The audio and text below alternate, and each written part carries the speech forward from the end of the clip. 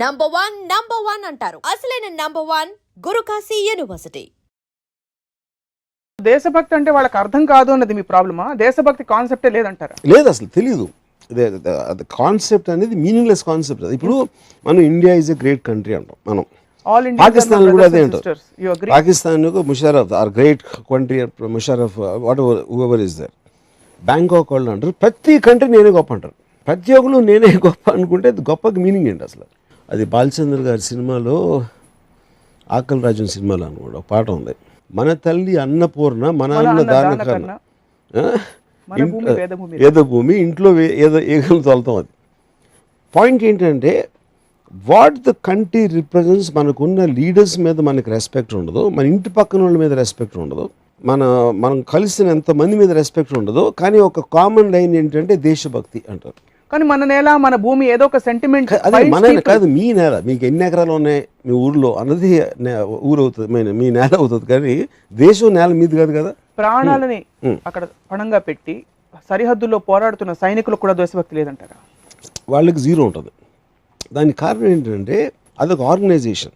ప్రతి ఒక్కళ్ళు జాబ్ చేసినట్టు ఆర్మీ కూడా జాబ్ చేస్తుంది. అక్కడ మీరు ఒక పర్టికులర్ పని ఇచ్చినప్పుడు కేవలం ఒక యూనిఫామ్ వేసుకున్నంత మాత్రాన వాడు మనసు మారిపోదు, ఏమీ మారిపోదు. నేను ఒక ఎగ్జాంపుల్ చెప్తాను మీకు. కార్గిల్ వార్ అయినప్పుడు ఒక పర్టికులర్ పాయింట్, ఒక హిల్, మన టైగర్ హిల్ దగ్గర ఒక పాయింట్లో ఒక పాకిస్తానీ టీం దాన్ని హోల్డ్ చేస్తూ ఉంటే ఇండియన్ మిలిటరీ ఒక బ్యాటిల్ జరిగింది. దాంట్లో నియర్లీ 38 పీపుల్ చచ్చిపోయారు, మన భారతీయ సోల్జర్స్. వీళ్ళు మొత్తానికి టేక్ ఓవర్ చేశారు ఒక వారం అయిపోయిన తర్వాత. ఎప్పుడైతే పాకిస్తాన్ టీం దొరికిందో అక్కడ ఒక క్యాప్టెన్ ఇక్రముద్దీన్ అని అతన్ని చంపేశారు.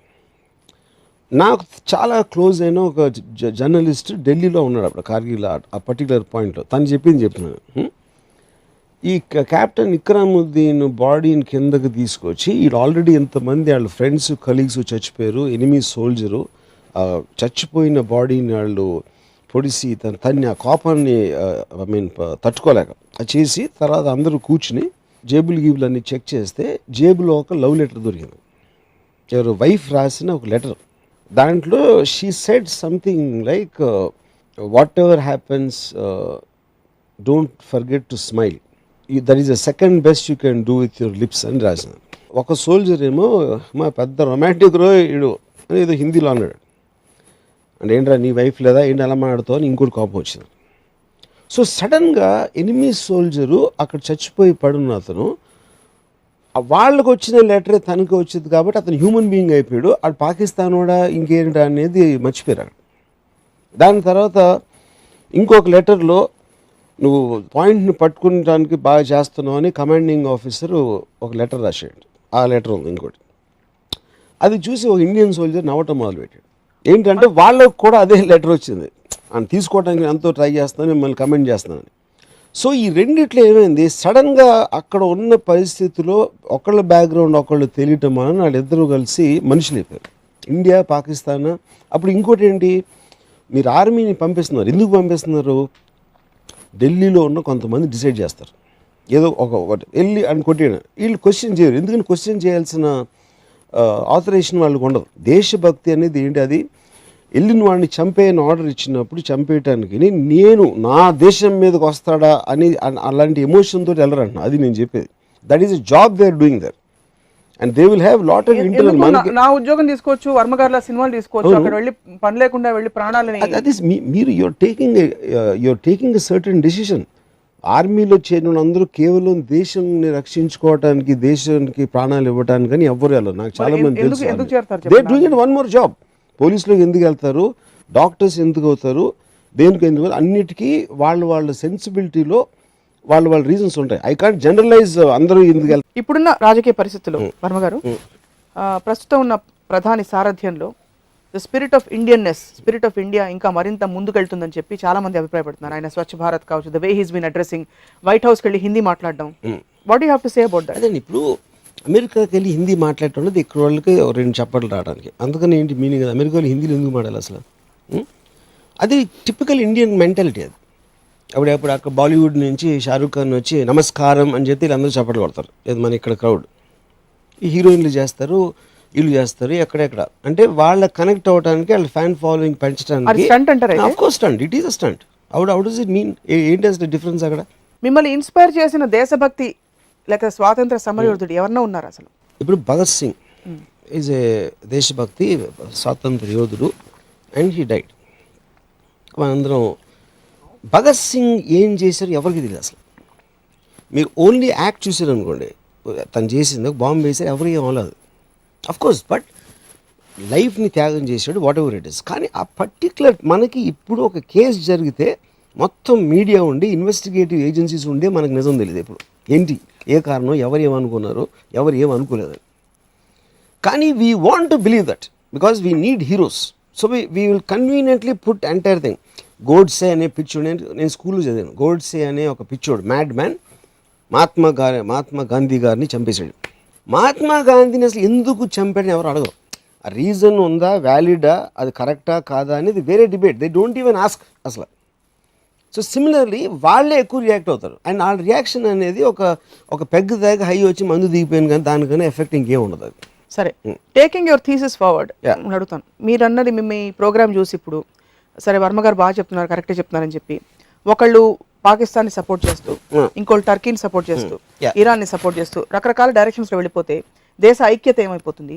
You don't have a larger picture. You're actually missing the whole point. ఇప్పుడు ఈచ్ పర్సన్ ఒక వరల్డ్ ప్లాంట్లో ఉన్నప్పుడు వాడికి ఏం కావాలని వాడి స్వార్థం. అందుకనే అమెరికా వెళ్ళి బిజినెస్ చేస్తాడు, లేకపోతే రష్యా వెళ్ళి ఏదో ఫామ్గా ఉంటాడు, ఆఫ్రికాకి వెళ్ళి ఇంకో. అందుకని వాడి ఫ్యామిలీ వాడి కోసం వాడు చూసుకుంటాడు. మనకి వాళ్ళకి దేశభక్తి ఎంతగా ఉందంటే Sania Mirza because she's married to Pakistani, అది పెద్ద ఇష్యూ అయ్యి రచ్చరచ్చాయి.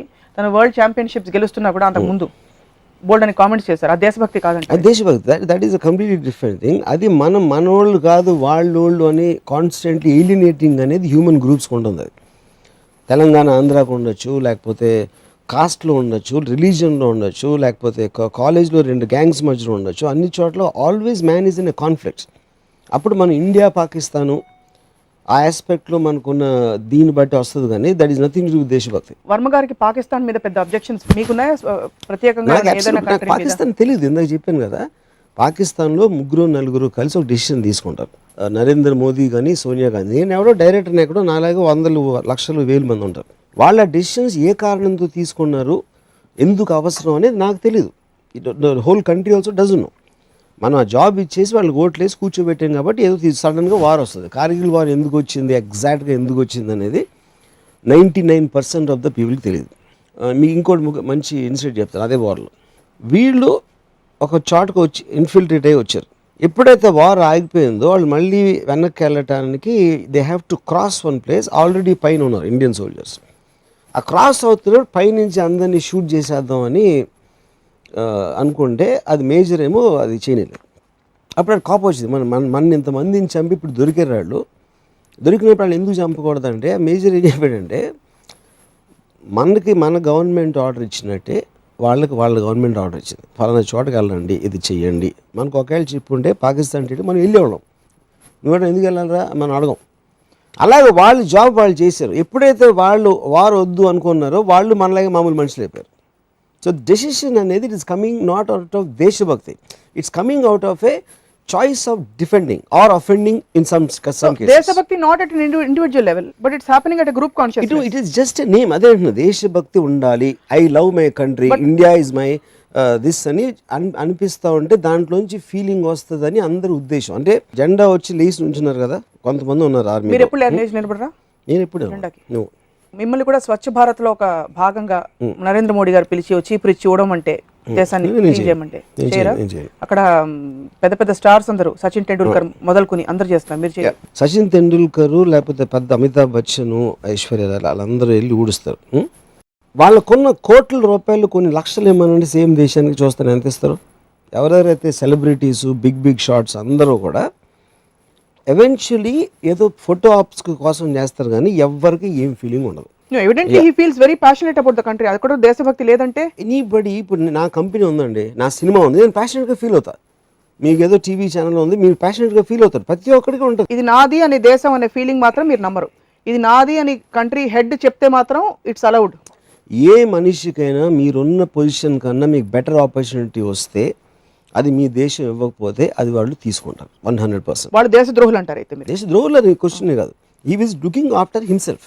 ఉట్టి గుజరాత్ చీఫ్ మినిస్టర్ కన్నా బెటర్ ఇండియన్ ప్రైమ్ మినిస్టర్ అప్పుడు గుజరాత్ మీద definitely because you can't have the same level of thing. రేపు పొద్దున్న ఒకవేళ ఏదో వరల్డ్ అంతా ఏకం అయిపోయి దేశాలన్నిటి బార్డర్ చెరిగేసి మోడీ గారికి అమెరికన్ ప్రెసిడెంటో లేకపోతే వరల్డ్ ప్రెసిడెంట్ వస్తే why will you not take it? Why should he? Eventually మనుషులే కదా, ఉట్టి ఈ మనుషులనే మీరు ప్రేమించాలి ఎందుకు? మనుషులందరినీ ఎందుకు ప్రేమించిందా కాదు కదా, మనుషులందరినీ ప్రేమించాలి అది చెప్పారు కదా. దేశం అంటే ఉట్టి మనిషి దేశం కాదు, ఎందుకు లిమిట్ చేయాలి? దేశం అంటే మనుషులు. అదే. సో అప్పుడు నేను అనేది అదే మంచితనం ఉన్న మనుషులు అన్ని కంట్రీలో ఉంటారు కదా, ఒకే కంట్రీలో ఎందుకు అంటున్నారు? అంటే ఇండియాలో ఉన్న అందరూ మంచోళ్ళ?